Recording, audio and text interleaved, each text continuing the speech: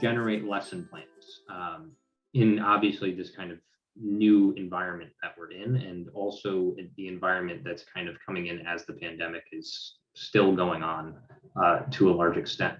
What are some tips that you would give me in terms of creating lesson plans, and maybe what are a few activities that you would absolutely recommend putting in that lesson plan?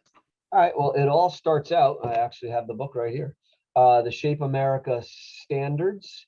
We start with the national standards and grade level outcomes, and this kind of drives our entire curriculum. So we see what the Shape America, almost like our Bible here, what it provides for us in terms of the most important units that each developmental grade level should be working on. So for me at K through 2, here's kind of a quick snapshot of our curriculum. We start out with locomotor movements and basic body awareness and body control activities, just trying to get kids to move safely and understand personal and general space. And then we moved into typically rolling skills. So we start some ball manipulation things where they're working with their hands. So we do some rolling. That goes right into underhand tossing, into overhand throwing. They all kind of go hand in hand, no pun intended, just kind of one after another in terms of progressions and similar stepping with opposition and such.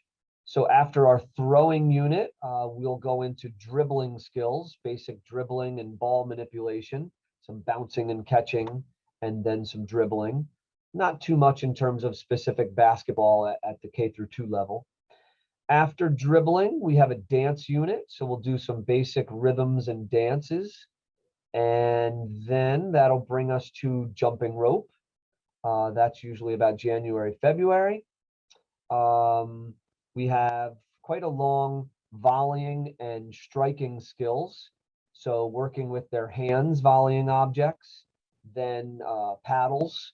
So we typically use balloons at this level in terms of hands and volleying with paddles. Then that'll bring us into our long-handled implement for striking. That would include a baseball bat, a hockey stick. We use the pillow polo sticks, which actually are behind me. They have the big foam heads on them. Some foam heads on those hockey sticks back there too. There's a little putter. So golfing is also a long-handled implement striking skill. So that's kind of a long unit. Brings us to kidnastics. Kidnastics is a model that is taught at SUNY Cortland, where I graduated from. And it's a gymnastics program for kids centered around 5 different gymnastics skills. And that brings us into the spring, where we do some kicking and dribbling skills. And that's the main kind of units in our K through 2 curriculum. We're pretty proud of that curriculum at Arlington. We feel we're ahead of the game in terms of instruction and the way we do things. Of course, your activities like scooters and the parachute and hula hoops, those are all dispersed here and there throughout the school year.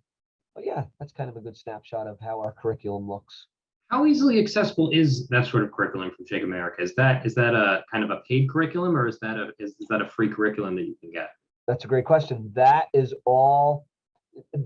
not really, the Shape America doesn't provide you a kind of a curriculum. It just gives you the outline of the skills that should be taught there's K through 2, there's 3 through 5, there's middle school, there's high school. Just depends which level you're teaching. But that just shows you what students should be able to do and what students should be able to work on at each grade level. The paid curriculums, Spark, the one from US Games called Open, those are paid curriculums that we also follow and get a lot of great ideas from. But yeah, the Shape America just provides us with kind of the meat and potatoes of what should be taught. And I think that's it's important to follow.